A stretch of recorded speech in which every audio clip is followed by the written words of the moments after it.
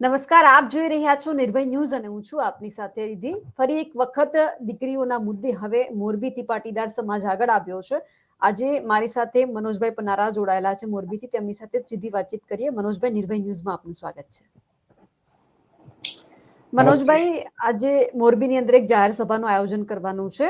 ઘણા બધા મુદ્દા છે, એમાંથી આ મુદ્દા તમને કેમ અત્યારે યાદ આવ્યા અને કેમ આમના ઉપરથી ક્યાંક એવું લાગે છે કે જો આમાં ધ્યાન આપવામાં નહીં આવે તો પછી આગળ કંઈક થોડું બગડતું એવું થઈ જશે?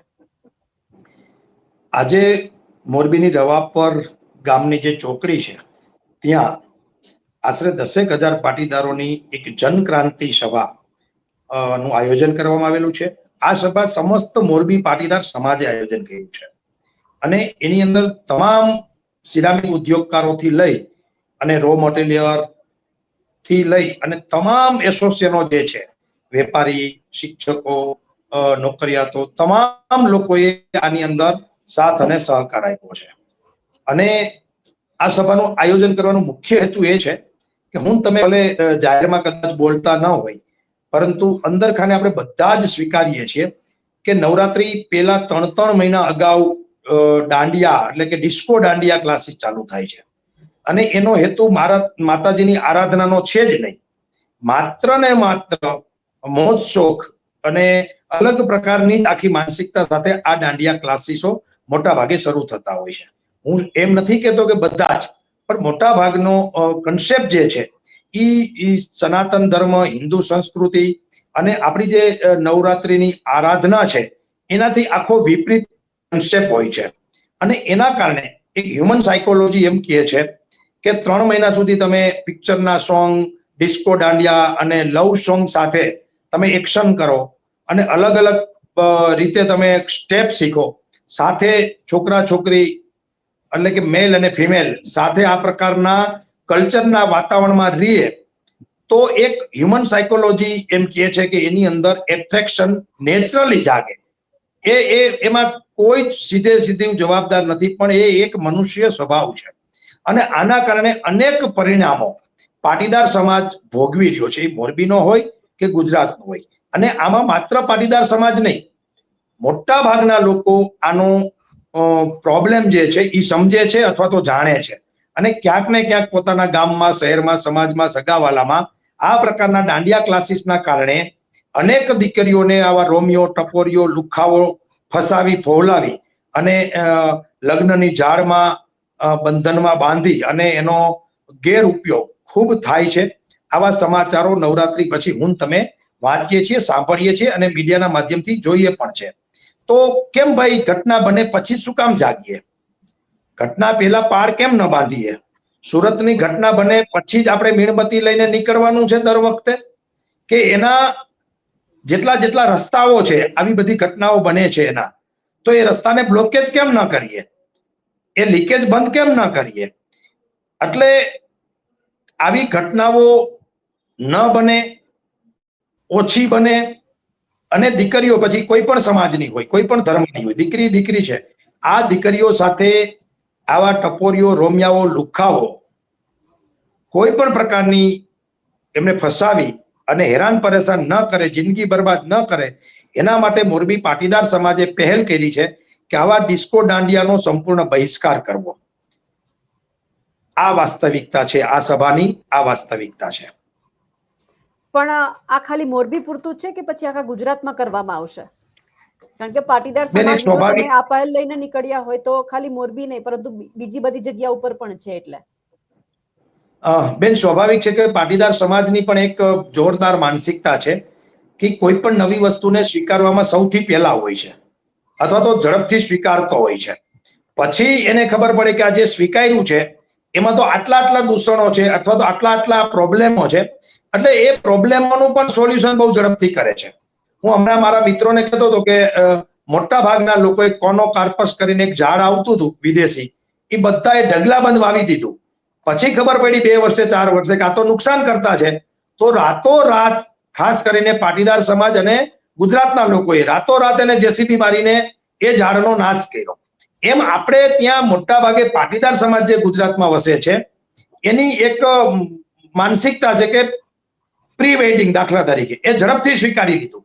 પછી ધ્યાનમાં આવ્યું કે આ તો પ્રી વેડિંગ જે છે એ સામાજિક રીતે નુકસાન કરે છે, આપણી જે મૂળ સંસ્કૃતિ છે એના વિરોધની આખી વાત થઈ ગઈ, તો તરત ને તરત પ્રી વેડિંગ નહીં કરવું એના પણ બંધારણ રીતે સામાજિક બંધારણો બન્યા, જાહેર સભાઓમાં પણ વાત થઈ અને સમાજોએ સ્વીકારવા માંડ્યા, અથવા તો જે પ્રી વેડિંગ થાય છે એ આપણી મૂળ સંસ્કૃતિની રીતે માંડ્યા થવા, કે જેમ ગાડા લઈને જવું, વાડીએ જવું, ગાયો દોવી, ભેંસો દોવી, આ પ્રકારના પ્રી વેડિંગ હવે માંડ્યા સાંસ્કૃતિક પ્રી વેડિંગ થવા માંડ્યા. તો સમાજ છે ને એને તમારે આરીસો બતાવવો પડે ને સાચી વાત કરવી પડે ને ખુલ્લા મને કરવી પડે, એમાં આડંબર ના હોવું જોઈએ.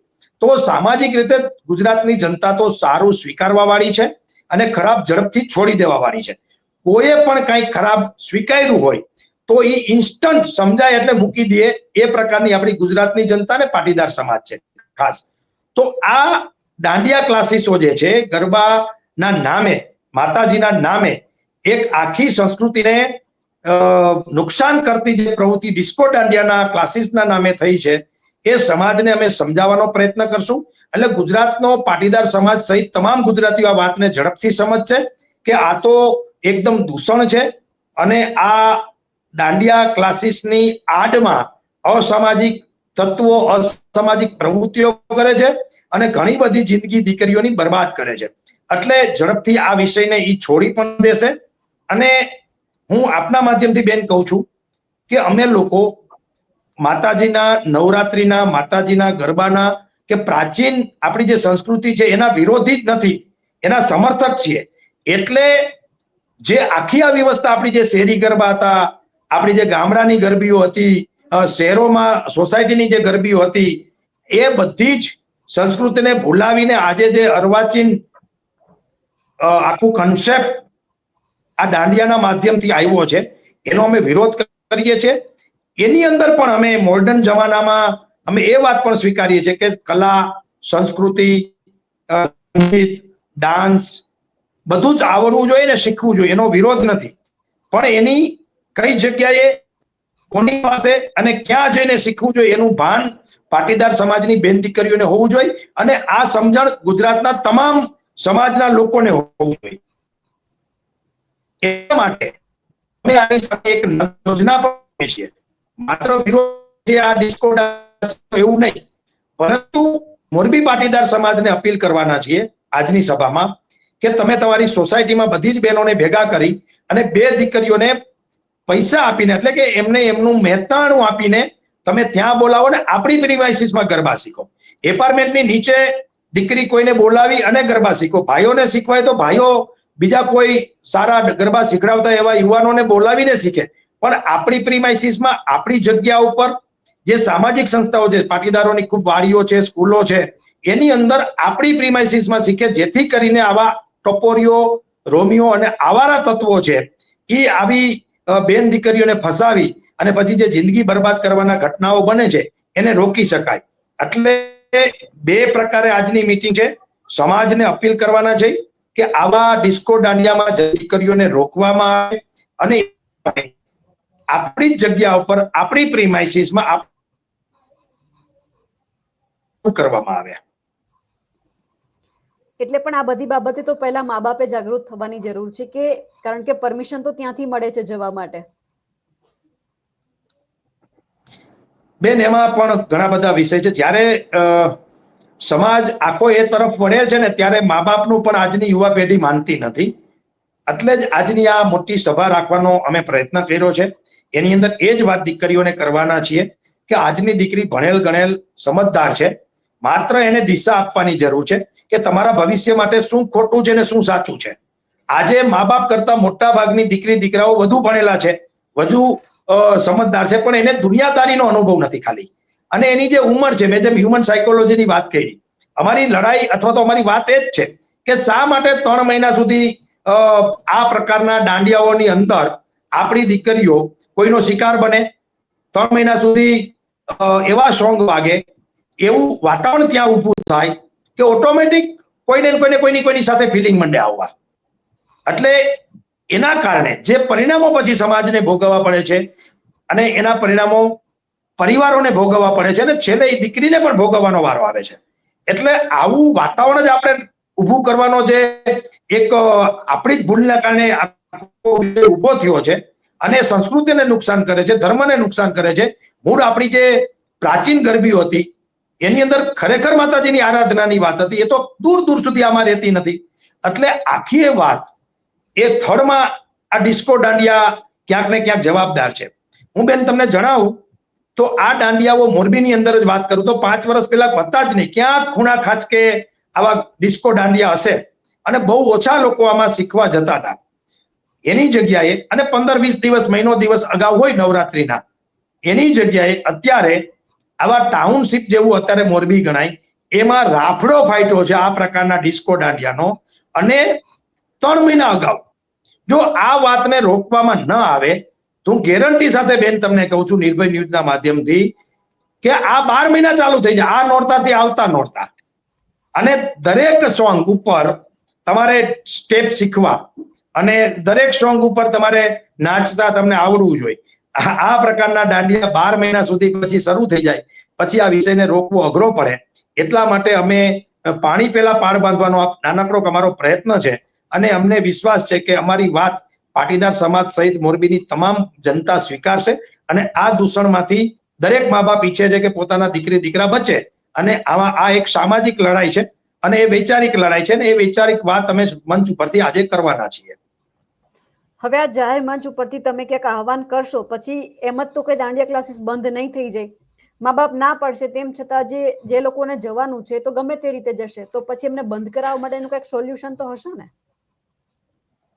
મોટા ભાગે મોરબીની અંદર જે મિત્રો દાંડિયા ચલાવે છે એ પણ અમારા સંપર્કમાં છે. અમે એમને વિનંતી 5 દિવસ પહેલા કરી હતી 500 લોકોએ જઈને, અને એમને એ વિનંતી ત્યારે સ્વીકારી હતી મોટા ભાગે તો. પરંતુ એમની પણ આર્થિક નુકસાન, એમને પણ અગાઉ ફી લઈ લીધી હોય, જગ્યાઓ રાખેલી હોય, આખું એને સેટઅપ કરેલું, એટલે એક સ્વાભાવિક છે. આપણે કોઈ ના વિરોધી નથી. એમના રોટલા બગડે અથવા તો એમની આવક ઓછી થાય કે પેટ ઉપર પાટું મારું એવો પણ અમારો વિષય નથી. એ પણ પોતાના પરિવાર માટે જ બધું મહેનત કરતા હોય છે, બધા ખરાબ પણ નથી. અને જે ચલાવે છે એની જાણ બહાર પણ અમુક ટપોરીઓ એમાં એન્ટ્રી લઈ અને આ પ્રકારના અસામાજિક તત્વો કામ કરતા હોય છે. એટલે બધા જ ખરાબ છે અને બધા જ લોકો ઉપર આપણે વાત કરી છે એવું પણ નથી. ખૂબ સારા લોકો પણ હોય છે, પણ આમાં તો સુકામાં લીલું બને એવી વાત છે. પણ અમે એમને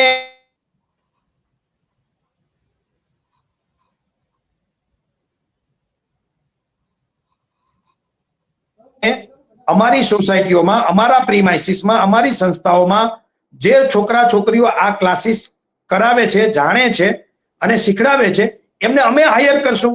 અમે એમને ડાયરેક્ટ પૈસા આપશું. સોસાયટી આપશે, કોઈ ઉદ્યોગપતિ આપશે, કોઈ સંસ્થા આપશે, અને બહુ મોટા પ્રમાણમાં આપણે વ્યવસ્થિત રીતે કરશું. વાત માત્ર એટલી છે કે તમારી પ્રીમાઇસીસમાં 2-3 કલાક અમારી દીકરી વહુઓ કે બેન દીકરી માતાઓ આવે અને એમની સાથે કોઈ અણછટતી ઘટના બને, એ અમને પસંદ નથી, પોસાય એમ નથી.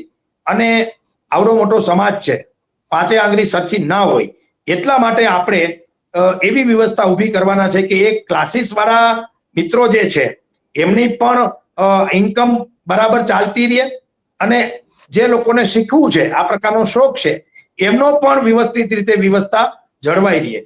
આ પ્રકારની અમારી વાત છે. એક મનોજભાઈ છેલ્લો સવાલ કે થોડા સમય પહેલા જે પાટીદાર સમાજ છે ગાંધીનગરમાં ભેગો થયો હતો ઘણા બધા મુદ્દાને લઈને, હવે એમનું શું થયું? એમાં કોઈ આગળ કઈ તમે સરકારની સામે રજૂઆત કરી ખરી? જી બેન, અમારી સ્વાભાવિક છે કે 25/8 સુધીનું અલ્ટિમેટમ છે અને એ સિવાય અમે જિલ્લા ઉપર વિષયો મૂકવાના છે. તમારા ધ્યાનમાં મૂકી દઈ કે છેલ્લે જુનાગઢ અમારી મીટિંગ થઈ, હમણાં જ 2 દિવસ પહેલા એટલે કે ગયા રવિવારે અમે લોકોએ ભાવનગર મીટિંગ કરી. 25/8 મહેસાણામાં બહુ મોટી રેલી છે. આવતા દિવસોમાં હિંમતનગર, ઉત્તર ગુજરાતમાં વિજાપુર, વિસનગર અને છેલ્લે જામનગર, આ રીતના જિલ્લાઓમાં અમારી મીટિંગો જનજાગૃતિની ચાલુ જ છે. અને જે 8-9 મુદ્દા અમારા છે એ મુદ્દાઓ ઉપર અમે લોકોને કન્વિન્સ કરીએ છીએ, સમજાવીએ છીએ કે આવતા દિવસોમાં આનાથી શું નુકસાન થઈ રહ્યું છે સમાજને અને આવા કાયદાઓ શા માટે આપણે જરૂર છે. એટલે ગાંધીનગરની મીટિંગ જે છે એ મીટિંગને અનુરૂપ જ અમારો કાર્યક્રમો આગળના ચાલુ છે. અને આજની જે સભા છે મોરબીની, એમાં તમામ રાજકીય પક્ષો, તમામ સમાજના આગેવાનો, તમામ અમારા એસોસિએશનો, વેપારીઓ, ઉદ્યોગપતિઓ, વડીલો, માતા, બહેનો, યુવાનો, સ્ટુડન્ટો બધા જ આ સભામાં જાહેર આમંત્રણ છે ને બધા જ પધારવાના છે અને તમામ સંસ્થાઓ પણ સામાજિક છે એ આવવાની છે. એટલે એક તાતણે આખા જિલ્લાને બાંધી સમાજને અને આ વિષય સમાજ વચ્ચે મૂકીને દીકરીઓની જિંદગી જે બરબાદ થાય છે એને બચાવવાનો અમારો નાનકડો પ્રયાસ છે. બિલકુલ મનોજભાઈ, આપ અમારી સાથે જોડાયા, આપનો ખૂબ ખૂબ આભાર. અમારા અહેવાલને લઈને અને મનોજ પનારાએ જે વાત કરી છે તેમને લઈને આપનું શું માનવું છે કમેન્ટ કરીને ચોક્કસથી જણાવજો. સાથે જ અમારી નિર્ભય ન્યૂઝ ચેનલને લાઇક, શેર અને સબસ્ક્રાઇબ કરવાનું ભૂલશો નહીં. નમસ્કાર.